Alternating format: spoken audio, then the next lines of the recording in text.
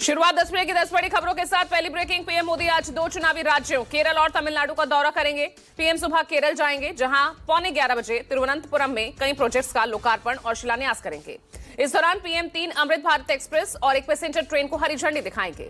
दोपहर में प्रधानमंत्री तमिलनाडु पहुंचेंगे और यहां से एनडीए के चुनाव अभियान की शुरुआत करेंगे।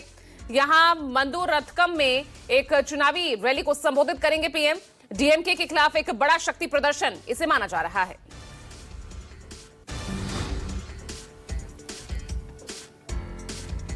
दूसरी ब्रेकिंग, सुप्रीम कोर्ट के आदेश के अनुसार एमपी के धार स्थित भोजशाला में बसंत पंचमी पर सूर्योदय के साथ ही मां वाग्देवी का पूजन शुरू हो गया है। सुबह वेदारंभ संस्कार के साथ इसकी शुरुआत हो गई। मुस्लिम समुदाय की नमाज के लिए प्रशासन ने वहीं अलग स्थान तय किया है। कानून व्यवस्था बनाए रखने के लिए 8000 पुलिसकर्मी तैनात किए हैं और इसके साथ साथ सीसीटीवी और ड्रोन से भी निगरानी की जा रही है। सुप्रीम कोर्ट ने बसंत पंचमी और जुमे की नमाज एक ही दिन संपन्न होने का आदेश दिया है।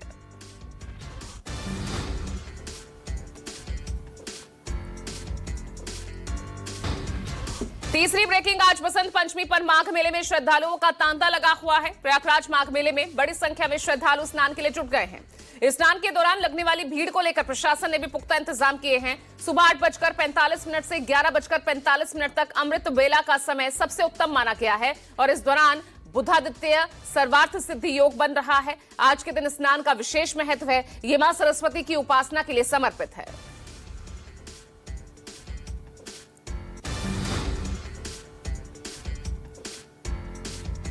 चौथी ब्रेकिंग, शंकराचार्य स्वामी अविमुक्तेश्वरानंद सरस्वती ने आज बसंत पंचमी के मौके पर भी स्नान से इनकार कर दिया। त्रिवेणी मार्ग स्थित अपने शिविर में अविमुक्तेश्वरानंद ने कहा कि बसंत पंचमी पर कैसे स्नान कर लेंगे। अगर हम स्नान करने जाएंगे तो हमारे लोगों को फिर पकड़कर मारा पीटा जाएगा, हमें अपमानित किया जाएगा।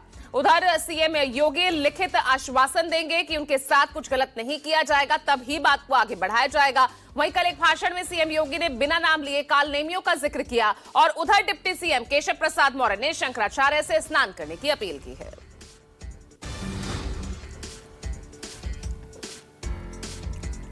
पांचवी ब्रेकिंग, केंद्र सरकार ने जनगणना 2027 के पहले चरण का नोटिफिकेशन जारी कर दिया है। नोटिफिकेशन में बताया गया कि कुल 33 सवाल पूछे जाएंगे। इस चरण में पूछे जाने वाले सवाल नागरिकों की बुनियादी जानकारी से जुड़े होंगे। जनगणना का पहला चरण 1 अप्रैल से लेकर 30 सितंबर तक चलेगा।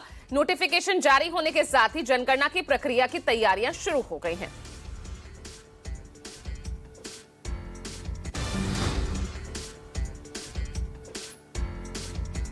छठी ब्रेकिंग, मध्य प्रदेश के उज्जैन जिले के तराना में रात बस को रास्ता देने की बात पर दो पक्षों में विवाद हो गया और यह मामला इतना बढ़ गया कि कुछ लोगों ने बजरंग दल के पदाधिकारी सोहन ठाकुर पर हमला कर उन्हें गंभीर रूप से घायल कर दिया। घटना के बाद तनाव बढ़ता गया। आक्रोशित लोगों ने थाने का घेराव किया। कुछ उपद्रवियों ने बस स्टैंड क्षेत्र में कई वाहनों, दुकानों में तोड़फोड़ की, जिससे पूरे इलाके में तनाव का माहौल है।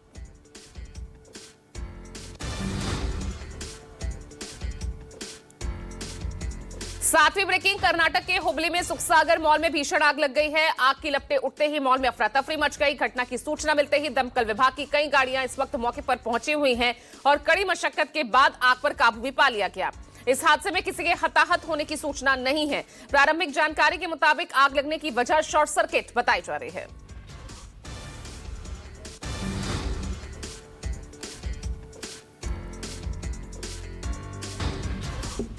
आठवीं ब्रेकिंग, दिल्ली एनसीआर में सुबह से बारिश और तेज हवाएं चलने से मौसम का मिजाज बदल गया है। मौसम विभाग ने दिल्ली के लिए ऑरेंज अलर्ट जारी किया है और कहा कि अगले 1-2 दिन तक हालात ऐसे ही बने रहेंगे। उधर जम्मू कश्मीर और हिमाचल में कई जगहों पर भारी बर्फबारी हो रही है। मौसम विभाग ने आज 9 राज्यों में बारिश और आंधी का अलर्ट जारी किया है।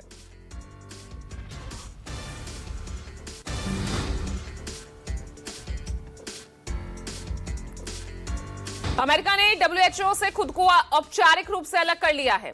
इस फैसले के बाद स्विट्जरलैंड के जिनेवा स्थित डब्ल्यूएचओ मुख्यालय के बाहर से अमेरिकी झंडा हटा दिया गया है।